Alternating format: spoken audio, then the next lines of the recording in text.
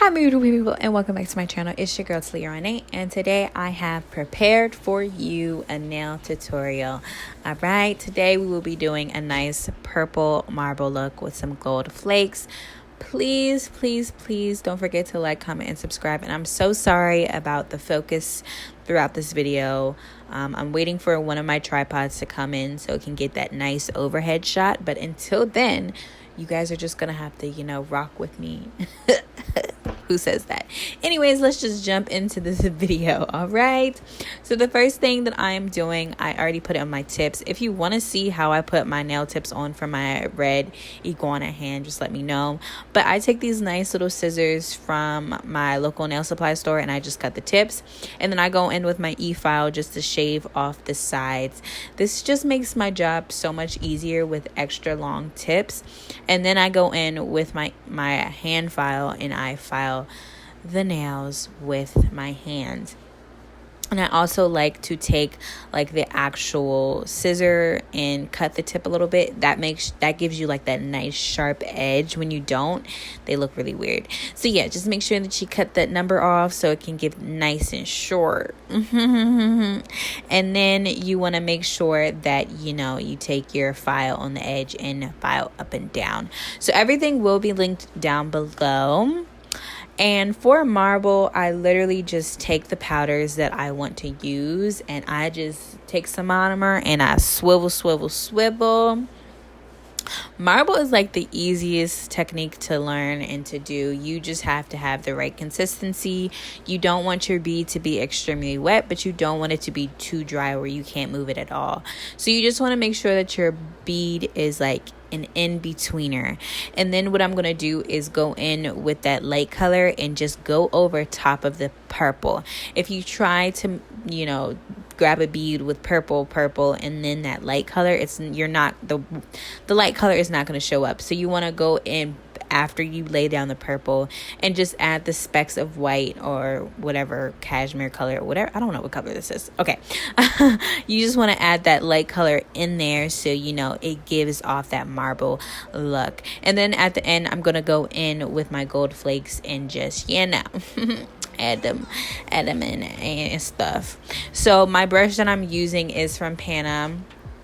I really do like this brush. It's really nice. It was in my nail haul, so go check that out. My nail flakes, my gold nail flakes, I get I get a lot of my stuff from my local nail supply store. So yeah.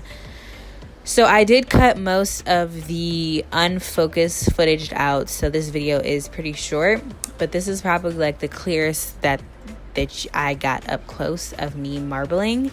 So as you can see, what I literally just did was pick up two of the purples and I'm just laying it down, and as you can see, like, my bead is not extremely wet. However, it's not dry. If your bead is dry, it won't go anywhere. If it's too wet, it'll move too much where it doesn't give that marble effect. So now I'm going back in with a lighter, I don't know what color this is. It's like a nude. I'll say a nude. I'm going back in with the nude. And I'm just adding that in. And right now I added too much of that light color, so I'm going back in with one of the purples and I'm just taking it over that nude color. And don't forget to subscribe, by the way. So right now I am adding my gold flakes, as I said, and I like to break up the pieces just because I don't want to waste gold foil. Like, it's unnecessary. I'm so sorry if you guys can hear stuff in the background. I'm getting work done on my house. But anyways, so yeah, what I do, it's adding gold foil flakes is not really hard. It literally adheres to anything without having to add like glue or anything.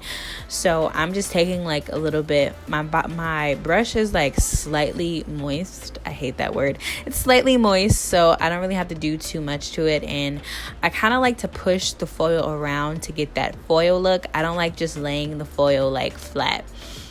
So yeah, I'm just adding a couple pieces. I'm trying not to overdo it and like take away from the marbling. So you really just have to play with the gold foil to figure out what you like and what your client likes. But yeah, as you can see, I'm like literally just moving the foil around until I'm satisfied, until I'm pleased. I'll take some away and then add it back. So yeah, Simple, easy. I feel like foil is like the easiest. If you don't know how to do anything, you can easily just add foil to, spruce things up. So 10 out of 10 recommend. And it's really cheap. So you can find it on Amazon. You can find it on AliExpress. You can find it pretty much anywhere. So yeah, but I get mine from my local nail supplies. But of course, due to Corona, she's not open. So right now we are going into my clear acrylic. As said before, I always cap any nail design that I do with acrylic. It just makes it easier. I did not lay down a clear coat of a clear acrylic before I added the color, just because that would be a waste of product, because this is not a real hand. But anytime that you are doing ombre or whatever marbling, you want to make sure that you lay down a clear layer of acrylic so you do not receive lifting. You have to lay down a clear layer of acrylic before you add any type of colored acrylic. Colored acrylic is not core acrylic, so it will typically pop off.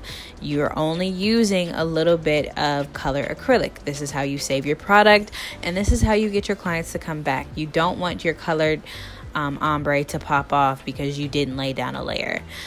So yeah, I'm just simply laying down a very little, a small amount of clear acrylic. So yeah, that's all we're doing. Building a nice nail, giving that apex. Mind you, I have not done nails. I haven't practiced in a really long time, so your girl was a bit rusty. I'm not even gonna lie to you. I'm not even gonna lie. So hopefully by the time I do my next full set, I will have my tripod where you guys will be able to watch everything above and see everything without it being out of focus. I try my best, so hopefully guys, you guys don't unsubscribe or anything and not love me anymore or something. I don't know. I'm just saying stuff at this point. So yeah, this is probably like so simple. It's so easy. Just keep practicing. I don't really know what else to say.